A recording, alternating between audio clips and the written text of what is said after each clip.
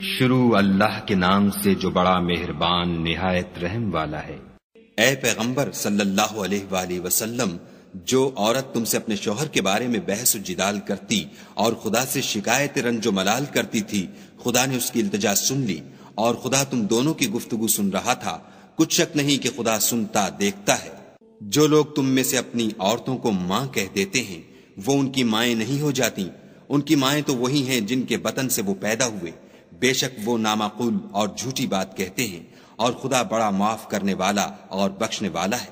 اور جو لوگ اپنی بیویوں کو ماں کہہ بیٹھیں پھر اپنے قول سے رجوع کر لیں تو ان کو ہم بستر ہونے سے پہلے ایک غلام آزاد کرنا ضرور ہے۔ مومنو، اس حکم سے تم کو نصیحت کی جاتی ہے، اور جو کچھ تم کرتے ہو خدا اس سے خبردار ہے۔ جس کو غلام نہ ملے وہ مجامعت سے پہلے متواتر 2 مہینے کے روزے رکھے۔ جس کو اس کا بھی مقدور نہ ہو اسے 60 محتاجوں کو کھانا کھلانا چاہیے۔ یہ حکم اس لیے ہے کہ تم خدا اور رسول کے فرما بردار ہو جاؤ، اور یہ خدا کی حدیں ہیں، اور نہ ماننے والوں کے لیے درد دینے والا عذاب ہے۔ جو لوگ خدا اور اس کے رسول کی مخالفت کرتے ہیں وہ اسی طرح ذلیل کیے جائیں گے جس طرح ان سے پہلے لوگ ذلیل کیے گئے تھے، اور ہم نے صاف اور صریح آیتیں نازل کر دی ہیں۔ جو نہیں مانتے ان کو ذلت کا عذاب ہوگا۔ جس دن خدا ان سب کو جلا اٹھائے گا تو جو کام وہ کرتے رہے ان کو جتائے گا۔ خدا کو وہ سب کام یاد ہیں اور یہ ان کو بھول گئے ہیں، اور خدا ہر چیز سے واقف ہے۔ کیا تم کو معلوم نہیں کہ جو کچھ آسمانوں میں ہے اور جو کچھ زمین میں ہے خدا کو سب معلوم ہے؟ کسی جگہ 3 شخصوں کا مجمع اور کانوں میں صلاح و مشورہ نہیں ہوتا مگر وہ ان میں چوتھا ہوتا ہے، اور نہ کہیں 5 کا مگر وہ ان میں چھٹا ہوتا ہے، اور نہ اس سے کم یا زیادہ مگر وہ ان کے ساتھ ہوتا ہے، خواہ وہ کہیں ہوں۔ پھر جو کام یہ کرتے رہے ہیں قیامت کے دن وہ ایک ایک ان کو بتائے گا۔ بے شک خدا ہر چیز سے واقف ہے۔ کیا تم نے ان لوگوں کو نہیں دیکھا جن کو سرگوشیاں کرنے سے منع کیا گیا تھا، پھر جس کام سے منع کیا گیا تھا وہی پھر کرنے لگے؟ اور یہ تو گناہ اور ظلم اور رسول خدا کی نافرمانی کی سرگوشیاں کرتے ہیں۔ اور جب تمہارے پاس آتے ہیں تو جس کلمے سے خدا نے تم کو دعا نہیں دی اس سے تمہیں دعا دیتے ہیں، اور اپنے دل میں کہتے ہیں کہ اگر یہ واقعی پیغمبر ہیں تو جو کچھ ہم کہتے ہیں خدا ہمیں اس کی سزا کیوں نہیں دیتا؟ اے پیغمبر صلی اللہ علیہ وآلہ وسلم، ان کو دوزخ ہی کی سزا کافی ہے، یہ اسی میں داخل ہوں گے اور وہ بری جگہ ہے۔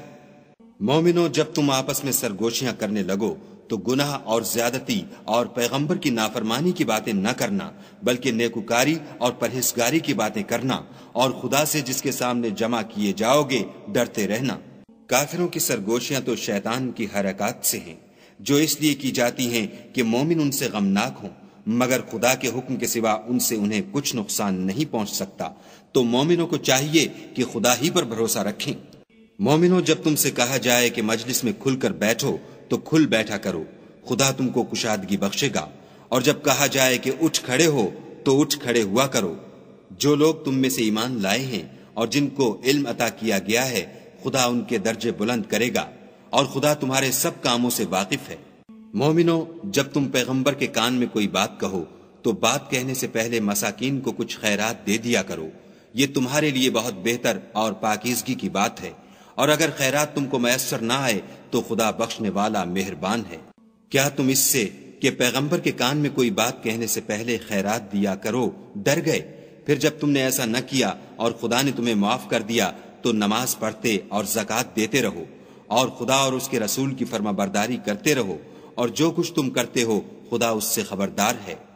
بھلا تم نے ان لوگوں کو نہیں دیکھا جو ایسوں سے دوستی کرتے ہیں جن پر خدا کا غضب ہوا؟ وہ نہ تم میں ہیں نہ ان میں، اور جان بوجھ کر جھوٹی باتوں پر قسمیں کھاتے ہیں۔ خدا نے ان کے لیے سخت عذاب تیار کر رکھا ہے، یہ جو کچھ کرتے ہیں یقیناً برا ہے۔ انہوں نے اپنی قسموں کو ڈھال بنا لیا اور لوگوں کو خدا کے رستے سے روک دیا ہے، سو ان کے لیے ذلت کا عذاب ہے۔ خدا کے عذاب کے سامنے نہ تو ان کا مال ہی کچھ کام آئے گا اور نہ اولاد ہی کچھ فائدہ دے گی۔ یہ لوگ اہل دوزخ ہیں، اس میں ہمیشہ جلتے رہیں گے۔ جس دن خدا ان سب کو جلا اٹھائے گا تو جس طرح تمہارے سامنے قسمیں کھاتے ہیں اسی طرح خدا کے سامنے قسمیں کھائیں گے، اور خیال کریں گے کہ ایسا کرنے سے کام لے نکلے ہیں۔ دیکھو یہ جھوٹے اور برسر غلط ہیں۔ شیطان نے ان کو قابو میں کر لیا ہے اور خدا کی یاد ان کو بھلا دی ہے۔ یہ جماعت شیطان کا لشکر ہے، اور سن رکھو کہ شیطان کا لشکر نقصان اٹھانے والا ہے۔ جو لوگ خدا اور اس کے رسول کی مخالفت کرتے ہیں وہ نہایت ذلیل ہوں گے۔ خدا کا حکم ناطق ہے کہ میں اور میرے پیغمبر ضرور غالب رہیں گے، بے شک خدا زوراور اور زبردست ہے۔ جو لوگ خدا پر اور روز قیامت پر ایمان رکھتے ہیں تم ان کو خدا اور اس کے رسول کے دشمنوں سے دوستی کرتے ہوئے نہ دیکھو گے، خواہ وہ ان کے باپ یا بیٹے یا بھائی یا خاندان ہی کے لوگ ہوں۔ یہ وہ لوگ ہیں جن کے دلوں میں خدا نے ایمان پتھر پر لکیر کی طرح تحریر کر دیا ہے اور فیض غیبی سے ان کی مدد کی ہے، اور وہ ان کو بہشتوں میں جن کے تلے نہریں بہہ رہی ہیں داخل کرے گا، ہمیشہ ان میں رہیں گے۔ خدا ان سے خوش اور وہ خدا سے خوش۔ یہی گروہ خدا کا لشکر ہے، اور سن رکھو کہ خدا ہی کا لشکر مراد حاصل کرنے والا ہے۔